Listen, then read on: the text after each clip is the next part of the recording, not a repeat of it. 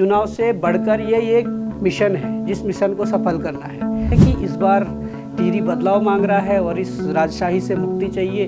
तो हमें इस बार भाई बॉबी पवार को आगे बढ़ाना, हम ये कह सकते हैं कि हमने जो भ्रष्टाचार की लड़ाई लड़ी है उस समूचे उत्तराखंड को उसका फायदा मिला है। तो ये भी संकल्प लिया है कि पूरे जीवन काल में पूरे जब तक हम रहते हैं तो तब तक अब संघर्ष ही रहेगा, चुनाव परिणाम कुछ भी रहे।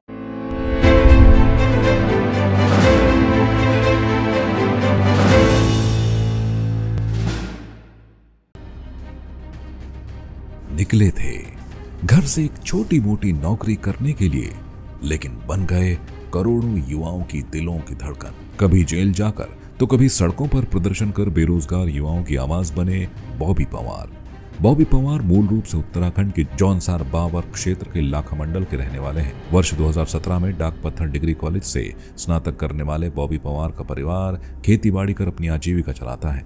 स्नातक करने के बाद वो कोचिंग कर उत्तराखंड सरकारी नौकरी की तैयारी करने में लगे, परंतु वर्ष 2017 में कोई भी भर्ती नहीं निकली, जिसके बाद वो वर्ष 2018 में बेरोजगार संघ से जुड़ गए और भर्तियां निकालने के लिए आंदोलन करने लगे। सरकार के प्रति उनके खड़े तेवरों और नेतृत्व क्षमता को देखते हुए उन्हें युवाओं की ओर से बेरोजगार महासंघ का अध्यक्ष बनाया गया। उत्तराखंड बेरोजगार महासंघ के अध्यक्ष बॉबी पवार बीते कई समय से परीक्षाओं में धांधली की मांग उठा रहे हैं। उन्हीं के प्रयासों के कारण मुख्यमंत्री पुष्कर सिंह धामी ने परीक्षाओं में जांच के आदेश दिए थे, जिसके बाद हाकम सिंह जैसे बड़े आरोपियों को सलाखों के पीछे भेजा गया था। वहीं उत्तराखंड अधीनस्थ सेवा चयन आयोग के सचिव संतोष बडोनी तक को अपनी कुर्सी से हाथ धोना पड़ा था। धांधली की जांच को लेकर उन्होंने वर्ष 2020, 2021, 2022 और 2023 में कई आंदोलन किए। साथ ही वे आए दिन उत्तराखंड में हो रहे नए नए घोटालों को मीडिया के माध्यम से उजागर करते रहते हैं। किंतु अब उत्तराखंड बेरोजगार महासंघ के अध्यक्ष बॉबी पवार एक आम नागरिक से अलग एक जन प्रतिनिधि बनने के सफर पर निकल पड़े हैं। 2024 लोकसभा चुनाव में बॉबी पवार भी टिहरी लोकसभा सीट से चुनावी मैदान में उतरे हैं और ऐसे में उनकी ओर से उत्तराखंड की कई जगहों में जनसंपर्क यात्रा निकाली जा रही है। चुनावी मैदान में उतरने के लिए क्या है बॉबी पवार की रणनीति, आइए जानते हैं आपकी बात संवाद 365 के साथ खास प्रोग्राम में।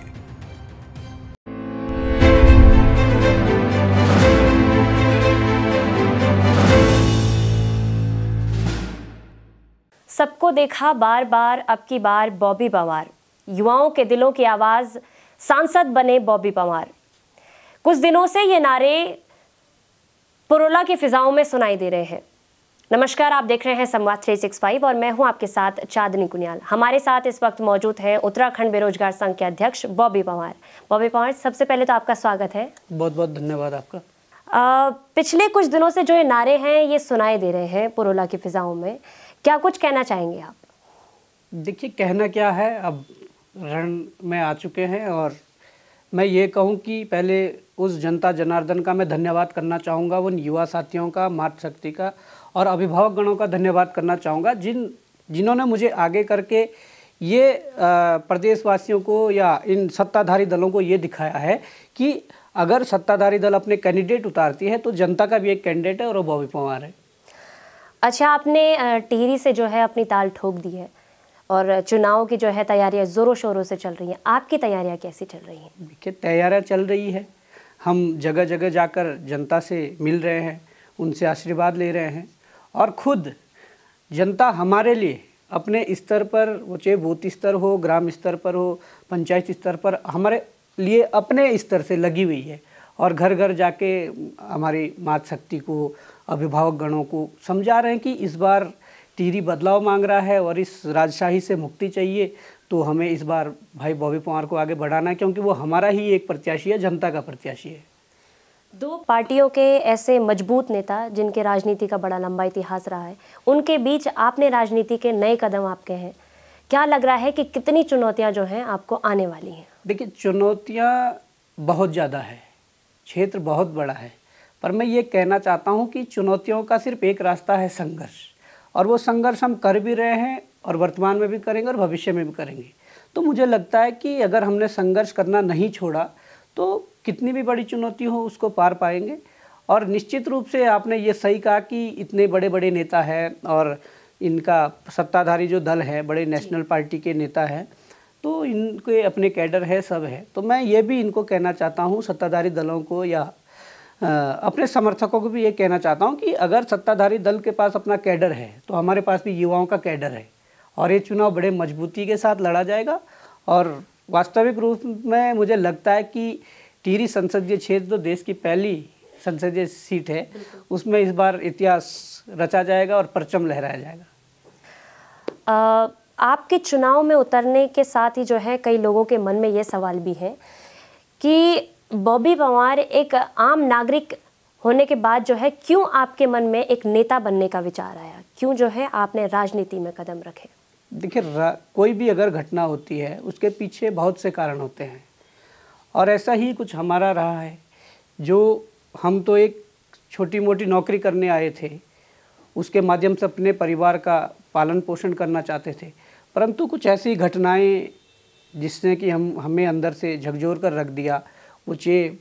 हम जिस गरीबी से उठकर आए हैं और उसके बाद जिस तरीके से हमारे साथ तैयारी करते हुए जिस प्रकार की घटनाएं हुई, चाहे वो पेपर लीक कांड हो, चाहे अन्य प्रकार की चीज़ें जो हमने जब उसको उजागर करने की कोशिश की, तो सरकार के द्वारा या सिस्टम के द्वारा जो हम पर जो बर्बरतापूर्ण जो व्यवहार किया गया, वो चाहे मुकदमों से लेकर लाठीचार्ज, जेल यात्रा तक हो, तो मुझे लगता है कि कहीं ना कहीं उन सारी घटनाओं ने हमें इस ओर मोड़ दिया है।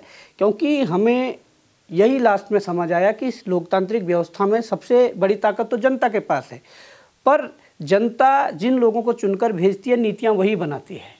तो मुझे लगता है कि कहीं ना कहीं हमारे जो जनता के आदेश थे, जो उनके सुझाव थे, उन लोगों का यही कहना था कि सड़कों पर लड़ने का एक सीमित दायरा है, जो हम लगातार 7-8 वर्षों से लड़ रहे थे। पर अगर आपको दायरा बढ़ाना है, आपको अगर वास्तव में इन अधिकारों के लिए, जिन अधिकारों की लड़ाई आप सड़कों पर लड़ रहे हैं, उनके लिए आपको अगर दायरा बड़ा करना है तो आप या तो विधानसभा या संसद के अंदर जाइए।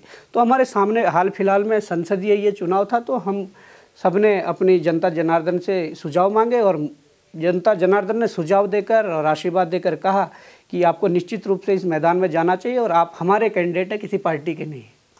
आपने कहा कि अगर आपको बड़े कदम उठाने हैं तो उसके लिए बड़ी चीज़ें जो है करनी पड़ती हैं, इसीलिए आपने राजनीति में कदम रखा। अक्सर जो नेता हैं वो लोगों के बीच से उठकर ही नेता बनते हैं, किंतु जब राजनीति का सफ़र शुरू होता है तो सफ़र तय करते करते जिस चीज़ के लिए राजनीति शुरू की थी वो भूल जाते हैं और केवल राजनीति ही करते रह जाते हैं। क्या बॉबी पंवार भी यही सब करेंगे या बॉबी पंवार अपनी जनता, अपने लोगों और अपने समाज के बारे में सोचेंगे? इसमें मैं आपको ये कहना चाहूँगा कि वास्तविकता है, कई 90% लोग ऐसे ही होते हैं कि जिन मुद्दों पर लड़कर आए और वास्तव में बाद में भूल जाते हैं।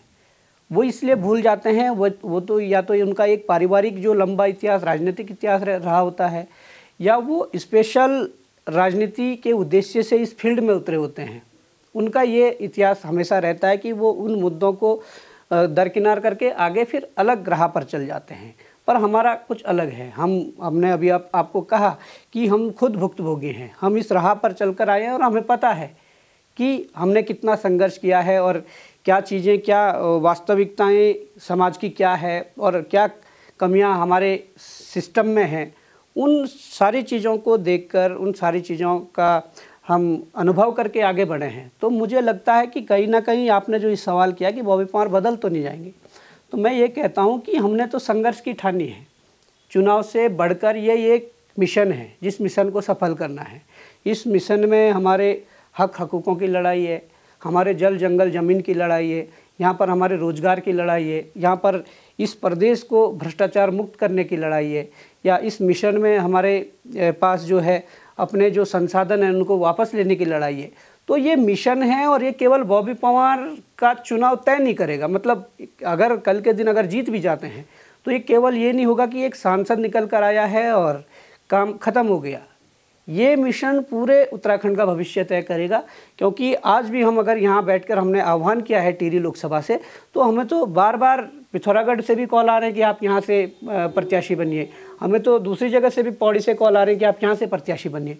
पर हम सबको यही समझा रहे हैं कि मजबूती के साथ एक जगह सबका जो मस्तिष्क दिमाग है वो लग जाए, सबके जो मेहनत है वो एक जगह लग जाए। एक बार निकल कर आएंगे तो संपूर्ण उत्तराखंड के लिए हम जो लड़ाई लड़ रहे हैं, तो निश्चित रूप से उस लड़ाई को निरंतर आगे बढ़ाया जाएगा। और ये भी संकल्प लिया है कि पूरे जीवन काल में, पूरे जब तक हम रहते हैं तो तब तक अब संघर्ष ही रहेगा, चुनाव परिणाम कुछ भी रहे।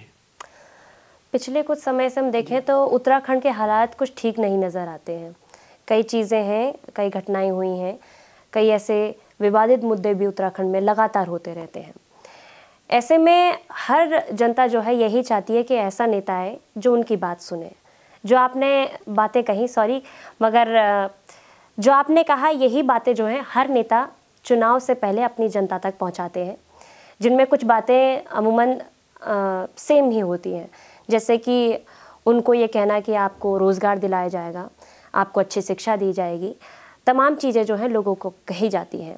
अभी अगर हम विपक्ष की बात करें तो अंकिता हत्याकांड है, इस पर लोगों को विश्वास दिलाया जाएगा कि इसके लिए हम लड़ेंगे, चाहे मूल निवास और भू कानून की लड़ाई हो, इस पर भी विश्वास दिलाया जाएगा। किंतु आप क्या जो है अपनी जनता तक पहुंचाएंगे? क्या उनके लिए आप विश्वास भरी बातें ऐसे कहेंगे, उनको विश्वास दिलाएंगे कि आप जो है इन दलों से अलग हटकर उनके लिए करेंगे?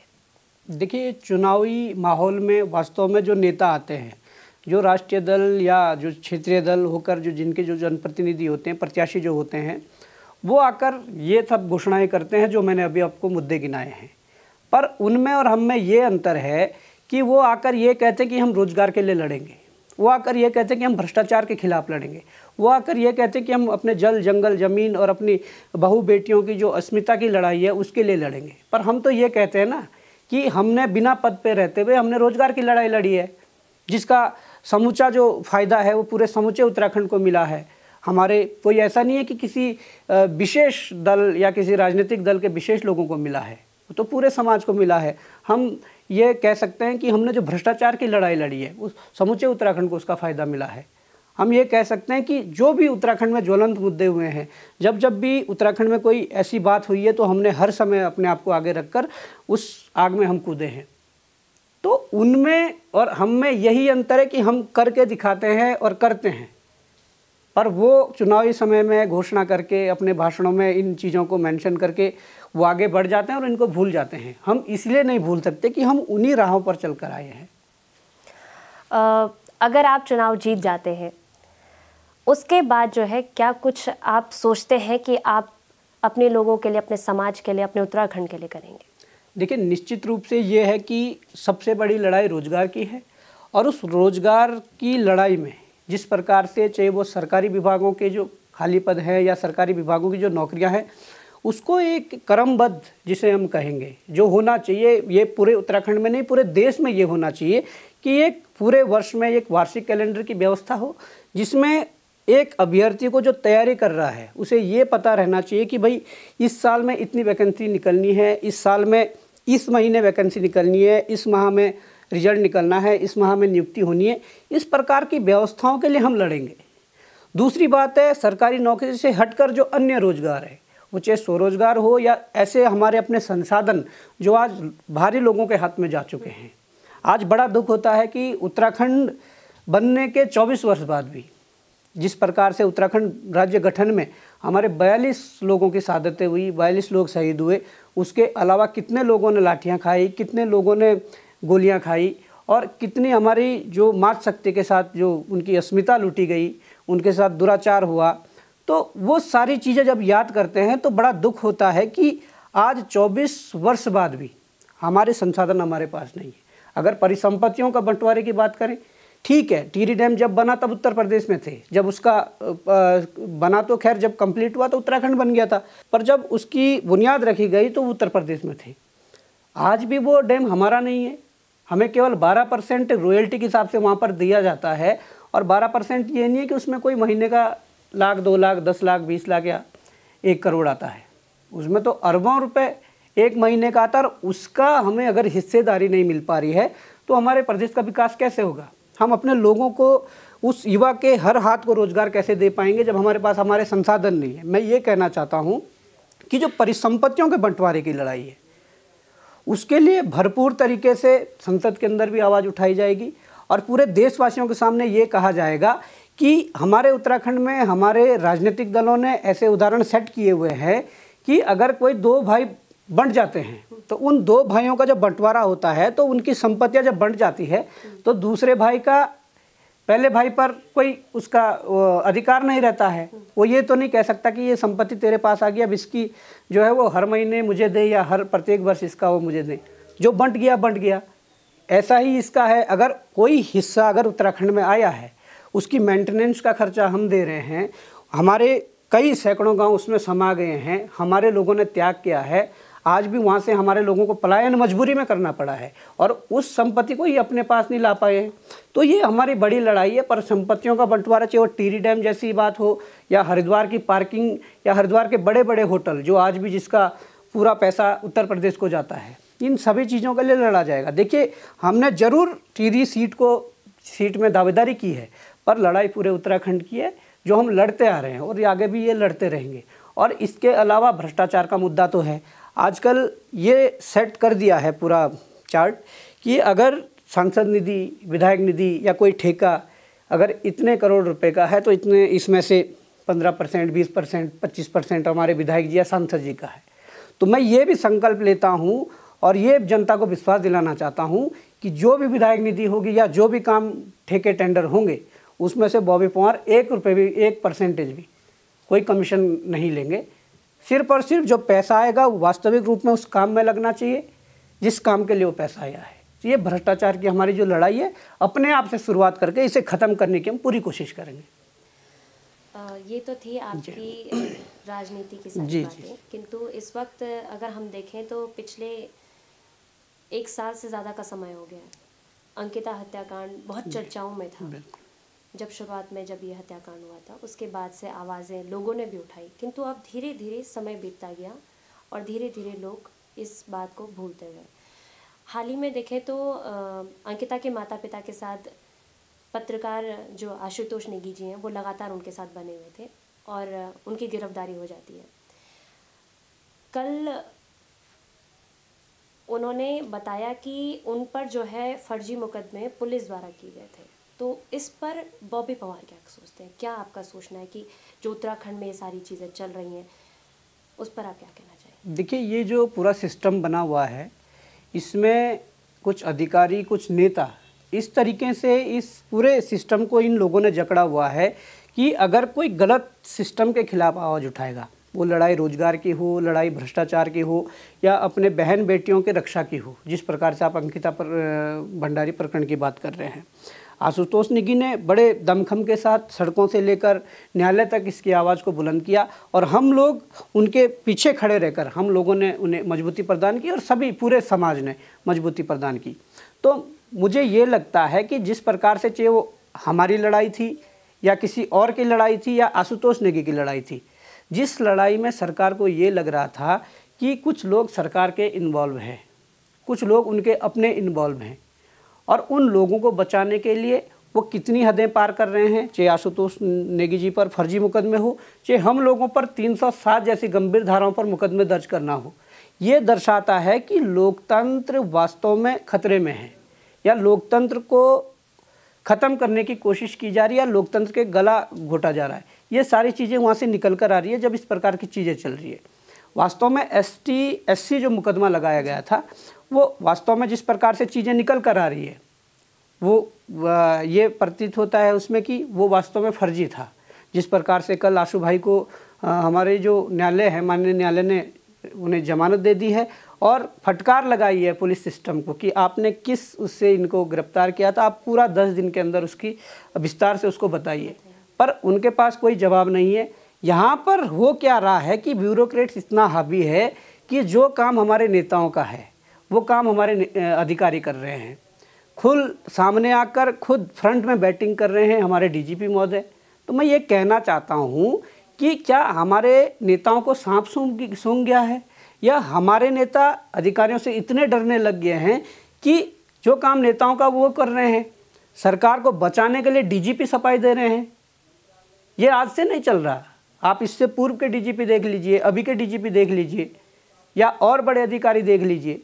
तो कहीं ना कहीं जो ये ब्यूरोक्रेट्स जो हावी हुआ है उत्तराखंड में, इसका जो इसमें मैं ये कहना चाहता हूँ कि उत्तराखंड को इसका बहुत बड़ा नुकसान हो रहा है और उत्तराखंड अभी भी नहीं संभला। मतलब यहाँ का समाज अगर अभी भी नहीं संभला, क्योंकि हमारे नेताओं ने तो ये इस साफ कर दिया है अपने इशारों से या अपनी कार्यप्रणाली से कि भाई हम तो अलग हैं, हम तुम्हारी इस प्रकार से रक्षा नहीं कर पाएंगे या हम तुम्हें इस प्रकार से रिप्रेजेंट नहीं कर पाएंगे। तो अधिकारियों का बोलबाला चल रहा है। तो मुझे ये लगता है कि इस तानाशाही के लिए भी कहीं ना कहीं हमारे समाज के बीच के ही लोग आगे आने चाहिए, वो चाहिए जो किसी भी प्रकार की लड़ाई समाज की लड़ रहे हों।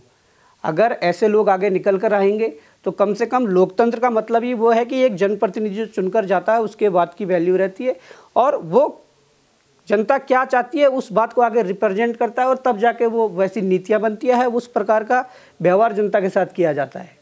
अगर इस प्रकार से ही अधिकारियों की चलानी है, अगर ब्यूरोक्रेट्स को ही हावी रखना है, तो आप इस लोकतंत्र को ख़त्म करके एक जो सिस्टम चलता है उसमें आप इसको चलाइए। वो परीक्षा पास करके आएंगे और आपके ऊपर राज करेंगे। तो एक जनप्रतिनिधि का तो कोई औचित्य रहा नहीं फिर।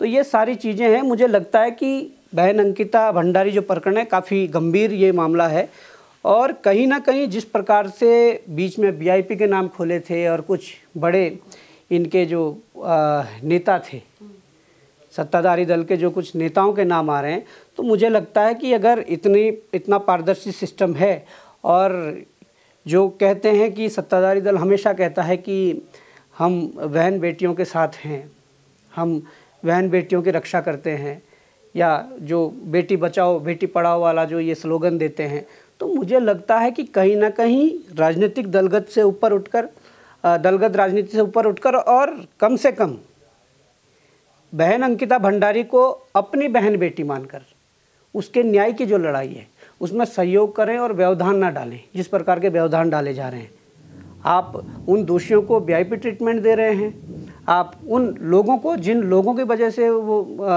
बलि चढ़ी, तो उन लोगों को आप वीआईपी ट्रीटमेंट दे रहे हैं या उन लोगों को बचाने के लिए आप इस हद को पार कर जा रहे हैं कि जो उनके लिए आवाज़ उठा रहा है उन पर झूठे मुकदमे लगाकर उनको जेलों में डाला जा रहा है। तो ये मुझे लगता है कि ये देवों की भूमि है और इस देवभूमि में मुझे ये लगता है कि न्याय तो होगा, भले ही देर लगे पर न्याय होगा। और उस न्याय में क्या होता है, कौन लोग फंसते हैं, वो तो समय तय करेगा। पर मुझे लगेगा कि अगर अभी से ही सभी राजनीतिक दल या जो कुछ लोगों को बचाना चाहते हैं वो लोग संभल जाएं, वो हो जाए, तो मुझे लगता है कि अभी समय है कि उन लोगों को, ऐसी शक्तियों को या ऐसे गलत मानसिकता वाले लोगों को अगर सबक सिखाया जाए तो मुझे लगता है कि बहुत कुछ बदलाव आएगा।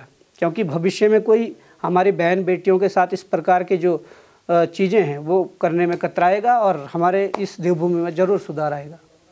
बिल्कुल, कई सवाल हैं क्योंकि जिस तरीके से अंकिता की माँ जो है खुद कहती हैं कि सरकार जो है आरोपियों को बचा रही है, वीआईपी का नाम वो खुद से कहती हैं, बावजूद उसके कोई कार्रवाई ना होना अपने आप में कई सवाल जो है खड़े करते हैं। अब इस वक्त जो है राष्ट्रपति से यूसीसी को मुहर भी लग चुकी है, इस पर आप क्या सोचते हैं और क्या कहना चाहते हैं? देखिए, कानून बनाने और उनको लागू करना देखिए सरकारों का काम है। क्या कानून समाज के लिए सही है, क्या प्रदेश और देश के लिए क्या कानून सही है, वो तो तब पता चलता है जब उसको प्रयोग करते हैं, पूरे देश में लागू करते हैं। क्या उसमें कमियां हैं तभी उसमें पता लगेगा। पर मैं यही कहना चाहूँगा कि वर्तमान समय में जिस प्रकार से चीज़ें चल रही है वो कहीं ना कहीं हमें ये लगता है कि जो लोकतांत्रिक व्यवस्था के अंदर जो चुनी जाने वाली सरकारें हैं वो जनता के माध्यम से चुनी जाती है। और कल के दिन हमें भी यदि मौका मिलता है तो हम ज़रूर अपने माध्यम से भारतीय संसद के अंदर इस बात को रखेंगे कि देश के भीतर कोई भी कानून अगर लागू करना होता है तो पहले जनता का फीडबैक लिया जाए, जनता के सुझाव लिए जाएं और उस पर विचार विमर्श करके, उस पर मंथन करके, विशेषज्ञों से उस पर विचार या उनके सुझाव लेकर उसके बाद कोई भी कानून, मैं ये नहीं कर रहा हूँ कि मैं एक सीएए की बात नहीं कर रहा हूँ, कोई भी कानून प्रदेश या देश के अंदर लागू हो तभी हम बोल सकते हैं कि एक लोकतांत्रिक व्यवस्था से चलने वाली सरकार है। और अगर कोई भी कानून जो जनता के अंदर डिमांड ना हो, जैसे उत्तराखंड में यूसीसी कह रहे थे, जनता ने कोई डिमांड नहीं की, आपने लाया और थोप दिया, जनता भू कानून मांग रही है, आप यूसीसी ला रहे हो। तो मैं ये कहता हूँ कि प्रदेश या देश के अंदर लोकतांत्रिक तरीके से चलने वाली सरकारों का ये उद्देश्य होना चाहिए कि जनता को क्या चाहिए, जनता की क्या ज़रूरतें हैं, उस हिसाब से उनके सुझाव लेकर उस प्रकार के कानून बनाने चाहिए। तो मैं तो यही कहता हूँ कि कानून बनते हैं, कानून लागू होते हैं, पर उसके लिए मैं ये बेहतर सुझाव दे सकता हूँ कि भाई इस प्रकार से ये कानून बनने चाहिए और होने चाहिए, और भविष्य में हमें मौका मिले तो भारतीय संसद के अंदर जरूर इस बात को रखेंगे कि देश में लागू होने वाले कोई भी कानून पहले पूरे देशवासियों के उसमें सुझाव लिए जाए और उसके बाद ही लागू किए जाए। आखिरी प्रश्न लेना चाहूँगी, आपकी जनसंपर्क यात्रा जो है जारी है, आगे जो है आपकी यात्रा कहाँ कहाँ जो है आप करने वाले हैं, थोड़ा विस्तार से जानिए। देखिए, ये जनसंपर्क यात्रा थी, ये इसलिए हमारे द्वारा की जा रही है कि कांग्रेस और भाजपा ने अपने अपने प्रत्याशी घोषित कर दिए हैं, और उसके बाद जनता में ये मैसेज है कि कांग्रेस से ये व्यक्ति लड़ रहे हैं, भाजपा से ये व्यक्ति लड़ रहे हैं, पर हमें 14 विधानसभाओं के अंदर अपनी दावेदारी पेश करनी है, जिसके तहत हम लगातार जनसंपर्क यात्रा के माध्यम से लोगों के बीच जा रहे हैं कि हम भी प्रत्याशी हैं, और लोगों के बीच अपनी अपील बांट रहे हैं कि हम क्यों इस रण में आए हैं। लोग एक्सेप्ट कर रहे हैं, लोग स्वागत कर रहे हैं। इसको हमने 2 फेज में डिवाइड किया था। पहला फेज जो था वो हमने प्रेमनगर से शुरू करके अपना सहसपुर, सैलाकुई, सहसपुर, विकासनगर से चक्राता होते हुए अपना प्रोला में, मोरी प्रोला में एंटर किया।